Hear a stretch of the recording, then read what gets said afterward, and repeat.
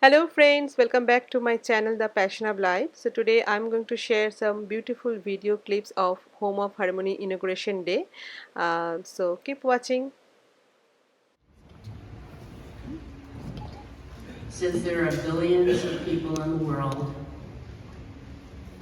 so many languages, so many different cultures, and so many different ways for us to learn how we can survive in this world. The world's gotten a lot smaller because now different people live in the same village, in the same town, in the same city. That you're here with us today. His voice has been described by the New York Times as lead later on, but Daniel Hendren was impressive singing with a sweet, secure tenor. But here, we're so blessed to have you here with us today.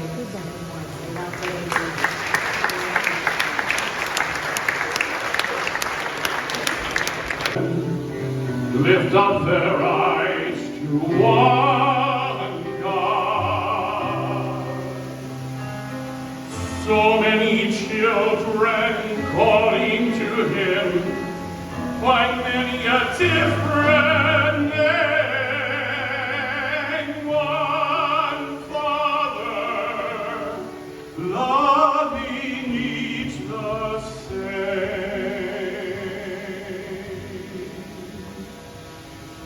Many ways of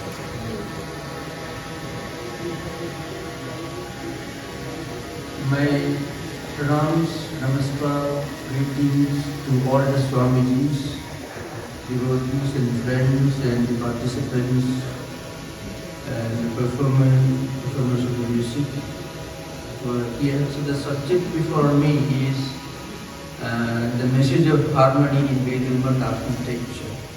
In Chicago and various ecumenical and interreligious settings. He advises Cardinal Supich on the architecture. There are many times that this word appears, my apologies. Ecumenical and interreligious efforts, and furthers the Catholic Church's commitment to religious dialogue and collaboration in Chicago.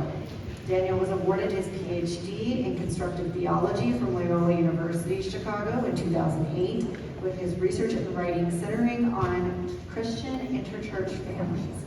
He teaches ecclesiology and interreligious dialogue within the institute. Other revered Swamijis, distinguished representatives of world religions, and devotees and admirers, members of the community. The subject that I'm supposed to speak about is harmony and monastic ideals. Now, the interesting thing about our monastic community is that it is truly a home of harmony. When Swami Ishatmanandaji was reading out the message from our General Secretary, Swami Suviranandaji in Belur Math, what I mean by that, many people actually do not know. I know this very senior monk of our order, who is a Muslim, not an ex-Muslim, a Muslim. He still identifies as a Muslim. He reads the Quran daily and offers prayers daily. I know of a number of monks of our order who are Christians, not ex-Christians. They didn't convert into Hinduism or something. They can and they do identify as Christians. Any number of Jews. In fact, that's already a standing joke of some sort. The number of Jews who are interested in Hinduism. So there's a term, Hindus.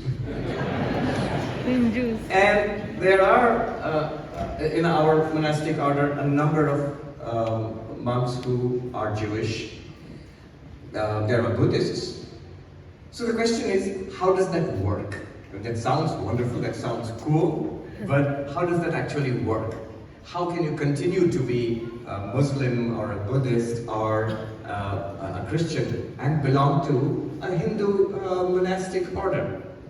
What did Swami Vivekananda do with the traditional ideas of Hindu monasticism to enable this amazing thing to occur? Now, the answer lies in sugar in mangoes in water. What do I mean by that? And I mean it in all seriousness. Sri Ramakrishna tells this parable of an ant which saw a mountain of sugar.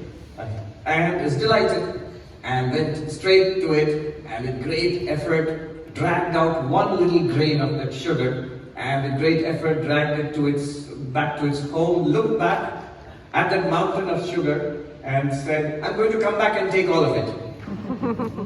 Of course, the ant cannot do that and does not need to do that, because that little grain of sugar is enough to fill its little tummy.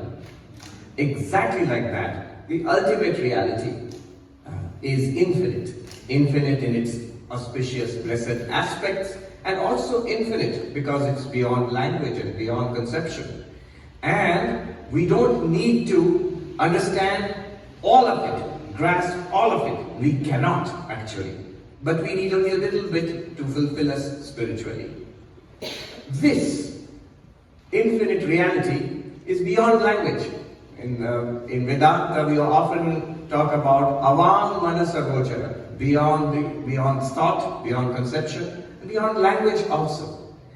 That which is beyond language can be expressed when you try to express it in language, and you must, because what are all the scriptures of the world except language?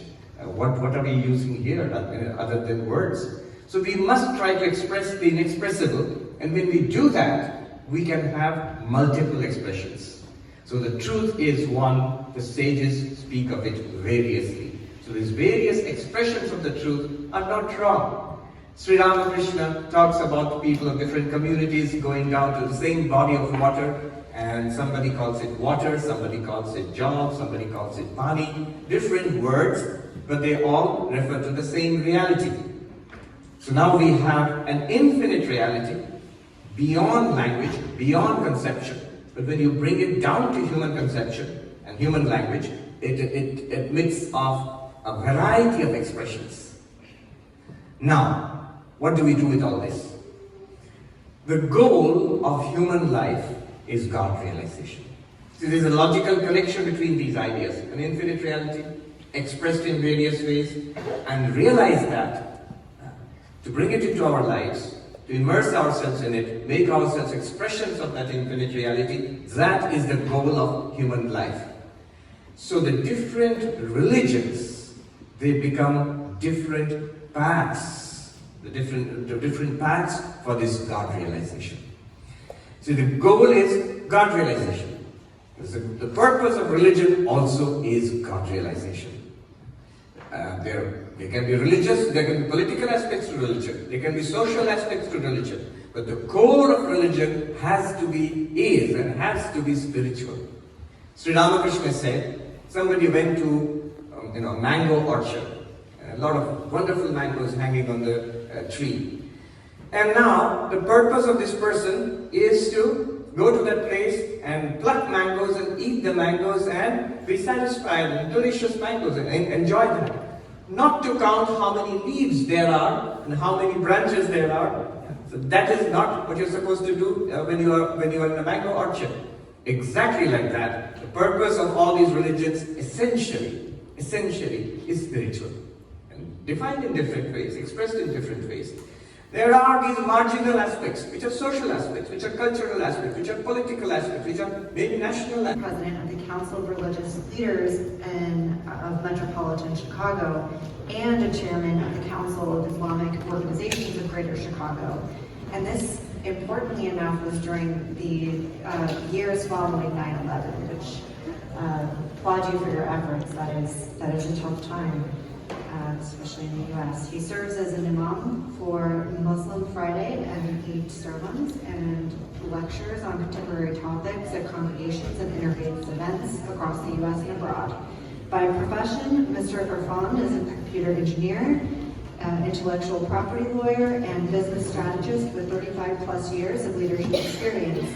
As a CEO of global businesses, he guides an international business group providing big data analytics, business intelligence, and tech education services in the USA, Europe, the Gulf Cooperation Council, and India.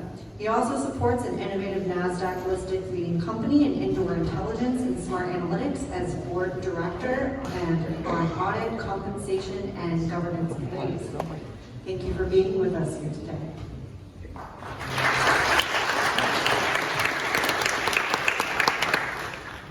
Distinguished holy monks of the Ramakrishna order, especially two dear friends, Swami Shatmananda and Swami Varadananda.